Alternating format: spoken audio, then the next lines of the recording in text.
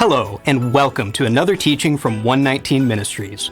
Our ministry believes that the whole Bible is true and directly applicable to our lives today. If you would like to know more about what we believe and teach, please visit us at testeverything.net.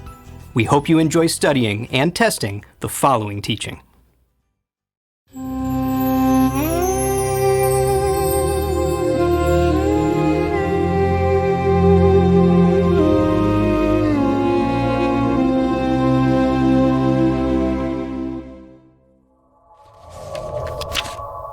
In Matthew chapter 2, we learn that after Yeshua was born, a king by the name of Herod wanted to find him. When Joseph found out that Herod was looking for him, he fled with his family to Egypt.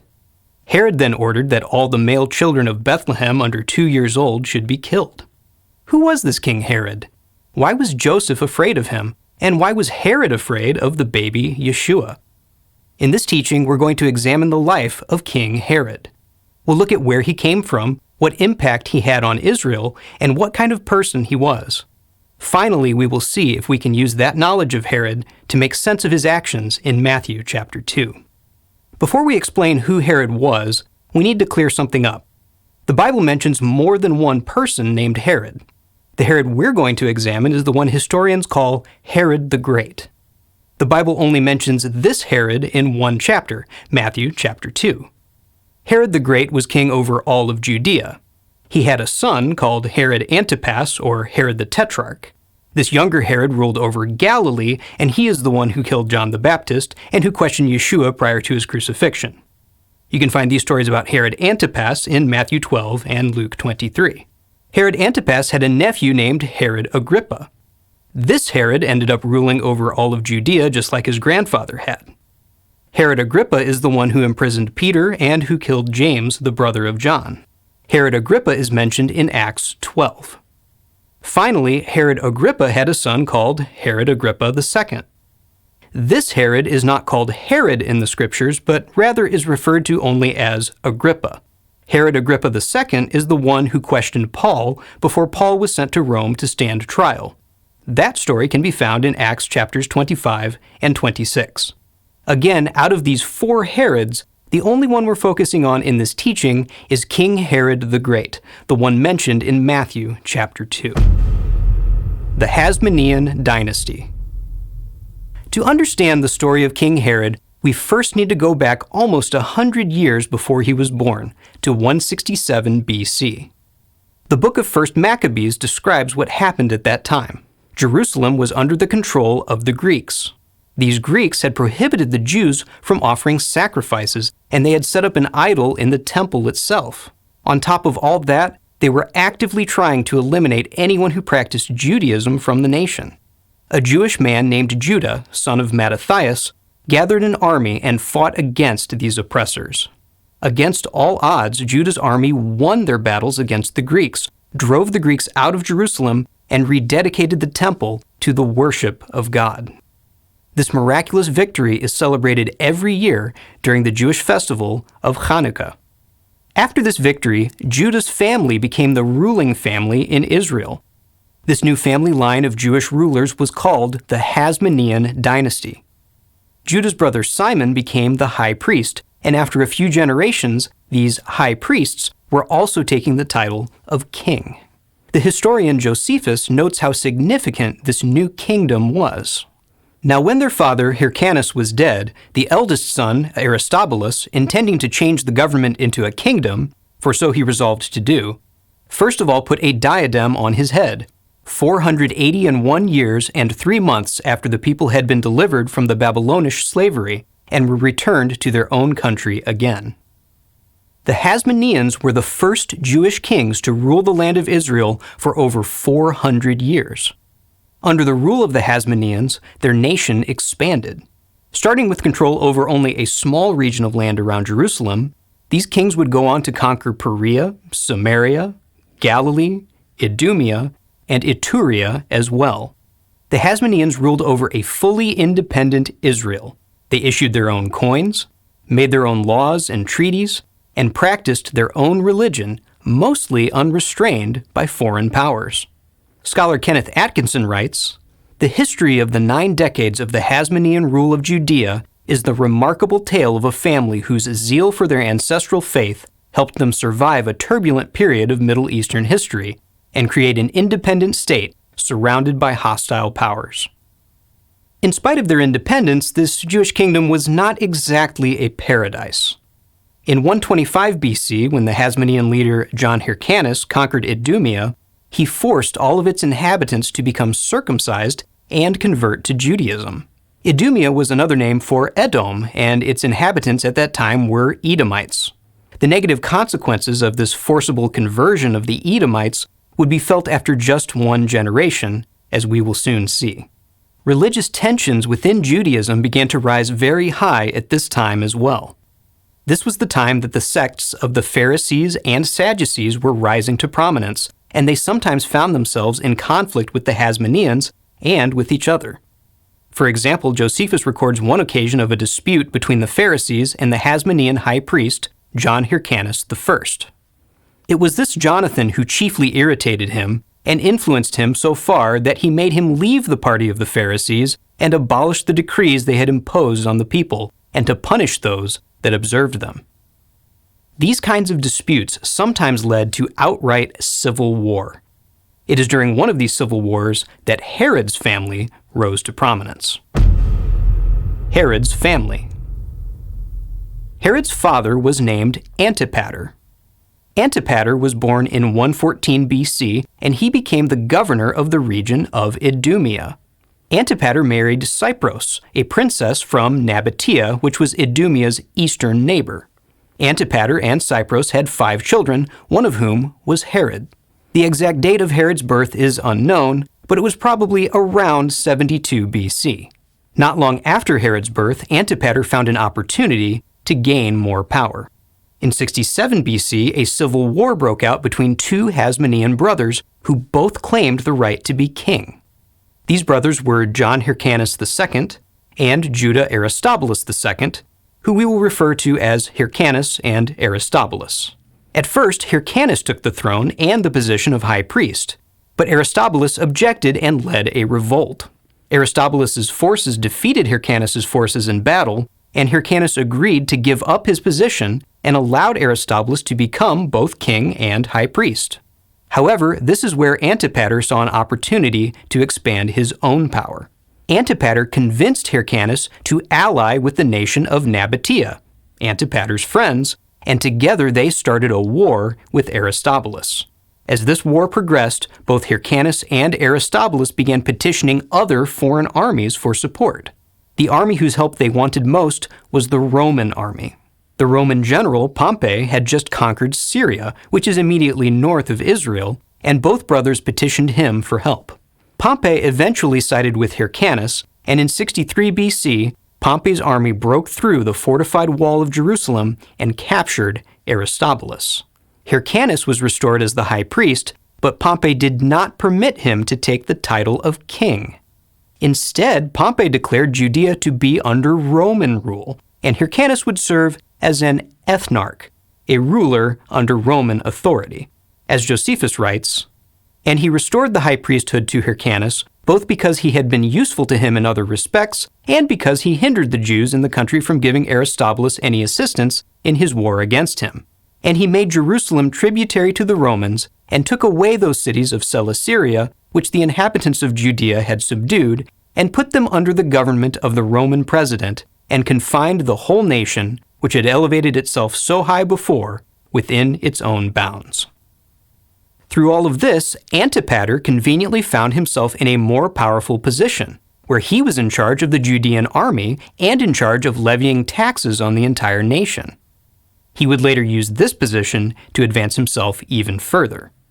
In 49 BC, Julius Caesar began his campaign to become ruler over all of Rome. His main opponent in his quest was the general Pompey. After Caesar defeated Pompey in battle, Pompey fled to Egypt and Caesar pursued him. While Caesar was in Egypt, Antipater led forces from Judea to assist him. These forces were a great help to Caesar, and once Caesar had obtained the rulership he was seeking, he rewarded Antipater for his service. In 47 BC, Julius Caesar made Antipater a Roman citizen and granted him the title of Roman Procurator over the land of Judea. As Procurator, Antipater was now officially a Roman ruler.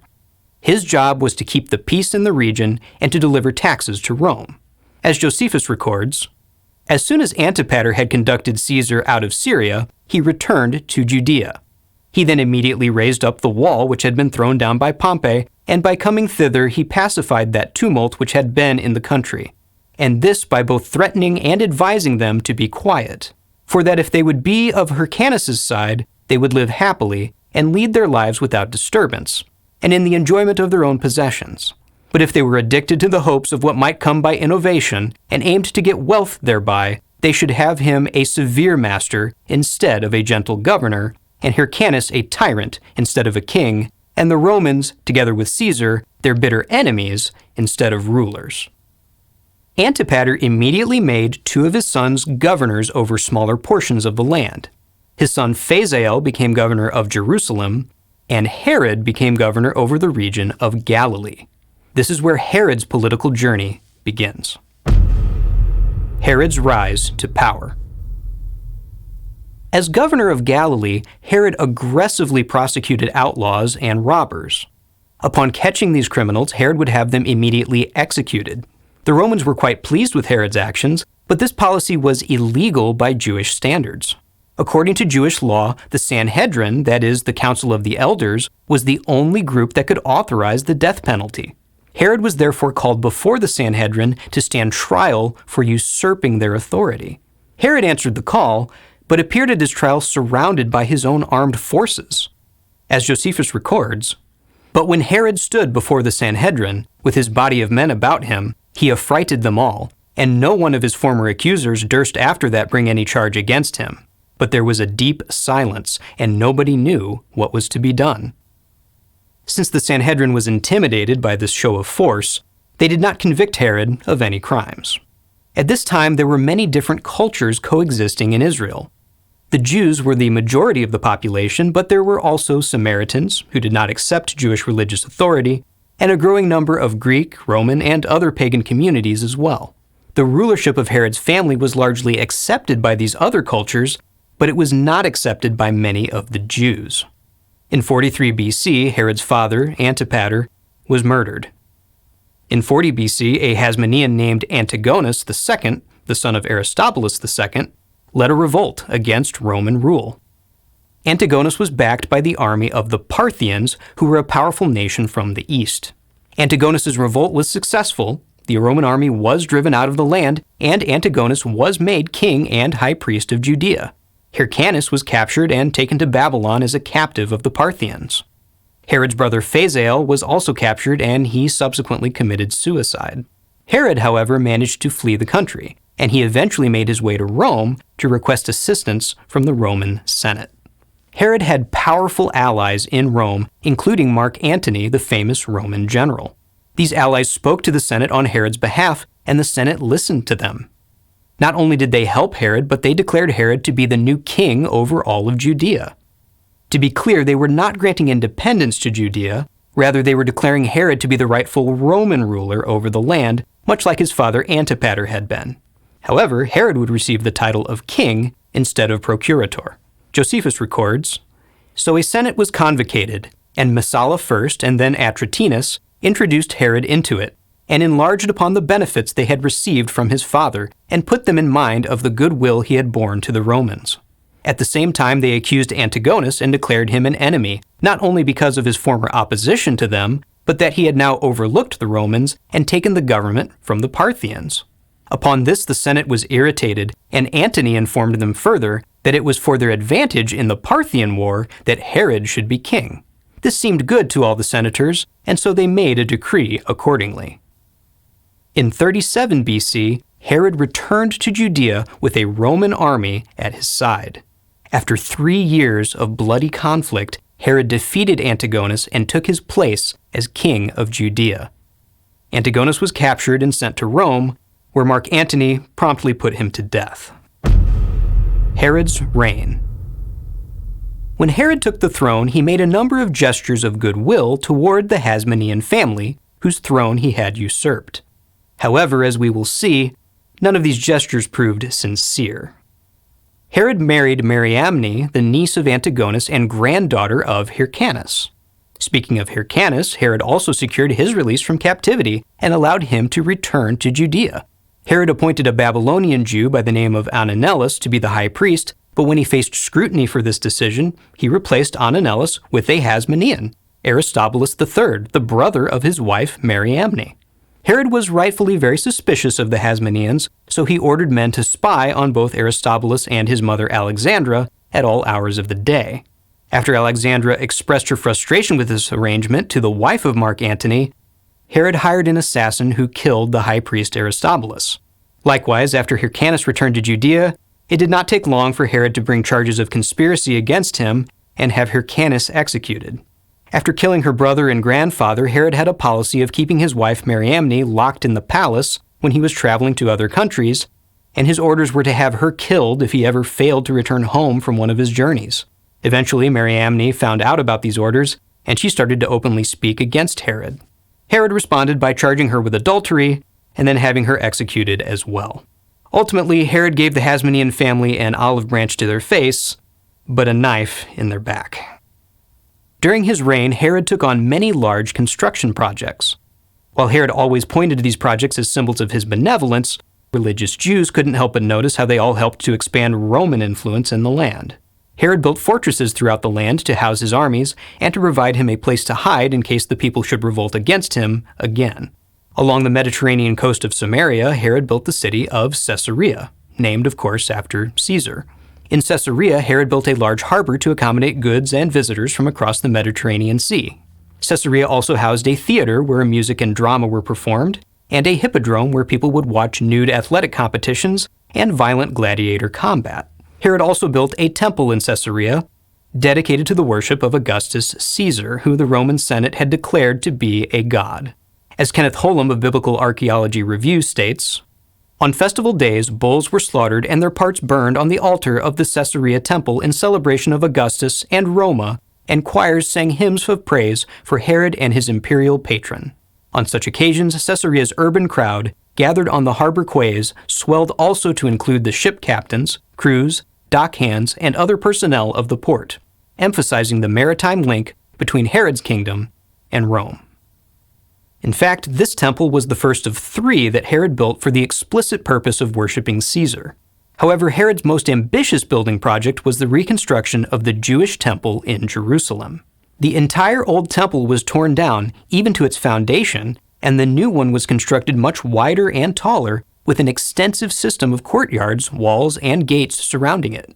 To give an idea of just how expansive this project was, the temple's inner structure was completed in 18 months, but construction on the rest of the complex continued for many decades after Herod's death. As David Jacobson writes, "This was the largest temple complex built in classical antiquity." Herod started this temple project for 2 main reasons.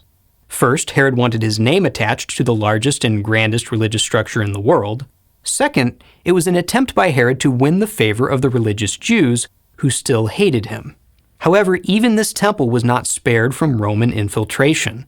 Its architecture was modeled after the style of the pagan temples in Rome, even containing an attached marketplace and sporting Corinthian-style columns at its entrance. One of the gates that led to the temple grounds was decorated with a large golden eagle statue, a symbol of Rome. At every opportunity, Herod made Israel look more and more like the Roman province that it had become. Speaking of Roman provinces, Herod donated large sums of money to projects outside of Israel. He was always seeking to impress and earn the favor of powerful Romans and Greeks. In the Greek city of Athens and the Roman city of Rhodes, Herod helped finance massive building projects. In fact, in Athens, 3 statues of Herod were set up to honor him for his generosity toward the city. Herod was a great patron of the Olympic Games and helped finance Olympic events both in Caesarea and in foreign cities. Herod made frequent visits to foreign provinces where he would lavish gifts upon the rulers of those areas. He did this for Mark Antony, Augustus Caesar, and many other prominent Romans during his reign. When Marcus Agrippa, who was Augustus Caesar's right-hand man, came to Judea to see how the region was faring, Herod spared no expense for his entertainment. As Josephus writes, "He entertained him in his new-built cities and showed him the edifices he had built, and provided all sorts of the best and most costly dainties for him and his friends, and that at Sebast and Caesarea, about that port that he had built, and at the fortresses which he had erected at great expenses, Alexandrium, and Herodium, and Hyrcania. He also conducted him to the city Jerusalem, where all the people met him in their festival garments and received him with acclamations. Agrippa also offered a hecatomb of sacrifices to God and feasted the people without omitting any of the greatest dainties that could be gotten." Herod also sent many of his own children to Rome for their education. Herod clearly idolized Rome and did everything he could to gain Roman acceptance. As we mentioned before, Israel's Jews, especially religious Jews, hated Herod. He had come to power by killing the last Hasmonean king, and that with a Roman army at his side. He had then proceeded to eliminate much of the rest of the Hasmonean family. All of his building projects caused Roman culture to grow more prominent in the land, even to the point of constructing pagan temples where idols were worshipped. These projects were also expensive, and to fund them, Herod imposed heavy taxes upon the people. And remember, these taxes did not only finance construction in Israel, but in foreign nations as well. All ideas of an independent, sovereign Jewish nation were being completely destroyed, and Herod was the man at the center of this destruction. As you may have guessed, Herod survived several assassination attempts, and Jews were always thinking about how to get rid of this illegitimate Gentile king. Herod knew that the Jews hated him, and he responded to this hatred by becoming even more tyrannical. Herod required citizens to take an oath of allegiance to him. Herod had a vast network of spies in the land who reported to Herod whenever they heard people criticizing the government. Anyone accused of sedition was either executed or imprisoned for life, and accusations were made frequently, sometimes resulting in the deaths of hundreds of people at a time. Josephus records one of these mass punishments in these words: "Upon Herod making a strict scrutiny after them, by bitter and severe tortures, certain women that were tortured confessed what they had seen done, the authors of which fact were so terribly punished by the king that their entire families were destroyed for this their rash attempt." Even Herod's own family was not exempt from his jealousy. Herod had not only one of his brothers, but 3 of his own sons executed for treason. In the last days of his life, when Herod was very ill, he ordered that many prominent Jews be gathered in his hippodrome so that they could be killed when Herod died. Herod ordered this slaughter because he feared that the people of Israel would celebrate the day of his death, and he wanted to ensure that they would mourn on that day instead. Josephus comments on Herod accordingly. "Now anyone may easily discover the temper of this man's mind, which not only took pleasure in doing what he had done formerly against his relations, out of the love of life, but by those commands of his which savored of no humanity. Since he took care, when he was departing out of this life, that the whole nation should be put into mourning, and indeed made desolate of their dearest kindred, when he gave order that one out of every family should be slain, although they had done nothing that was unjust or that was against him, nor were they accused of any other crimes." Fortunately, this order was not followed, and these innocent Jews were released after Herod died. The exact date of Herod's death is disputed, but historians generally agree that it happened sometime between 5 BC and 1 AD. Whichever year it happened in, it was not very long after the events described in Matthew chapter 2. Now that we have some background information and an idea of who Herod was, let's take a look at this chapter and see if we can make some sense of Herod's actions. Herod in the Bible. Matthew chapter 2. Now after Yeshua was born in Bethlehem of Judea in the days of Herod the king, behold, wise men from the east came to Jerusalem, saying, "Where is he who has been born King of the Jews? For we saw his star when it rose, and have come to worship him." When Herod the king heard this, he was troubled, and all Jerusalem with him. And assembling all the chief priests and scribes of the people, he inquired of them where the Christ was to be born. They told him, "In Bethlehem of Judea, for so it is written by the prophet, And you, O Bethlehem, in the land of Judah, are by no means least among the rulers of Judah, for from you shall come a ruler who will shepherd my people, Israel." Then Herod summoned the wise men secretly, and ascertained from them what time the star had appeared. And he sent them to Bethlehem, saying, "Go and search diligently for the child, and when you have found him, bring me word, that I too may come and worship him." After listening to the king, they went on their way. And behold, the star that they had seen when it rose went before them until it came to rest over the place where the child was. When they saw the star, they rejoiced exceedingly with great joy, and going into the house, they saw the child with Mary, his mother, and they fell down and worshipped him. Then, opening their treasures, they offered him gifts, gold and frankincense and myrrh. And being warned in a dream not to return to Herod, they departed to their own country by another way. Now when they had departed, behold, an angel of the Lord appeared to Joseph in a dream and said, "Rise, take the child and his mother, and flee to Egypt, and remain there until I tell you, for Herod is about to search for the child to destroy him." And he rose and took the child and his mother by night and departed to Egypt and remained there until the death of Herod. This was to fulfill what the Lord had spoken by the prophet, "Out of Egypt I called my son." Then Herod, when he saw that he had been tricked by the wise men, became furious, and he sent and killed all the male children in Bethlehem and in all that region who were 2 years old or under, according to the time that he had ascertained from the wise men. Then was fulfilled what was spoken by the prophet Jeremiah. A voice was heard in Ramah, weeping in loud lamentation, Rachel weeping for her children. She refused to be comforted, because they are no more. But when Herod died, behold, an angel of the Lord appeared in a dream to Joseph in Egypt, saying, "Rise, take the child and his mother, and go to the land of Israel, for those who sought the child's life are dead." And he rose and took the child and his mother and went to the land of Israel. But when he heard that Archelaus was reigning over Judea in place of his father Herod, he was afraid to go there, and being warned in a dream, he withdrew to the district of Galilee. And he went and lived in a city called Nazareth, so that what was spoken by the prophets might be fulfilled, that he would be called a Nazarene. Given what we now know about Herod, we can understand why he was so interested in this report about a prophesied king of the Jews being born. Herod was seen as an illegitimate Gentile king who had overthrown the rightful rulers of the land. He was constantly worried about the Jews revolting against him. If Jews came to believe that Yeshua was not only a legitimate king, but the prophesied Messiah, then surely that would motivate them to rally together and take up arms against Herod. Also, given Herod's history, Joseph fleeing the country makes a lot of sense. Herod had been the king for over 30 years by this time, and his style of rulership had been well established. Joseph knew exactly what would happen if Herod ever found Yeshua.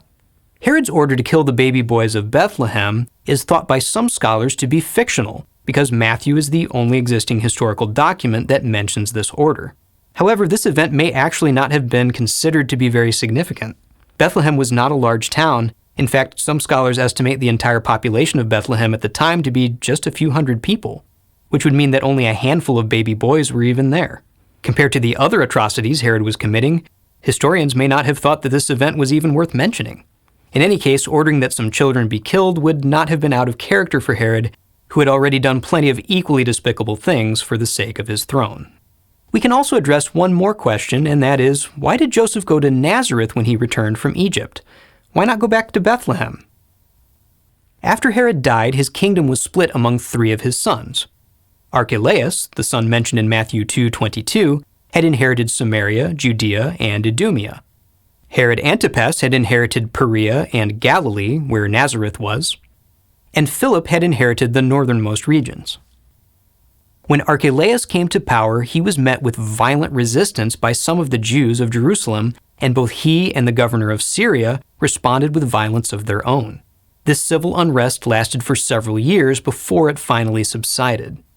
It's understandable why Joseph would not want to live anywhere near Jerusalem at that time, and instead chose to settle in Galilee, where life was not quite so perilous. Conclusion. So, who was Herod the Great? In short, he was a vain, wicked, and brutal man. He sought power, glory, and the praise of men, and was willing to go to almost any lengths to acquire them. He cared more about appealing to Roman sensibilities than to Jewish religion. He oppressively taxed the people he ruled over and squandered much of their money on projects designed to increase his personal fame. He threatened and spied upon his own people as though they were foreign enemies. And he murdered thousands of his own citizens during his terrible reign, including some of his own children. Historians and theologians alike have condemned his many evil deeds. In fact, the only people who seemed to like Herod were Roman aristocrats, who only knew Herod as the Jewish king who gave them nice tours and lots of money, not as the brutal dictator who thought nothing of taking the lives of his detractors. It's no wonder that Herod feared what Yeshua might become. We pray you've been blessed by this teaching. Remember, continue to test everything. Shalom.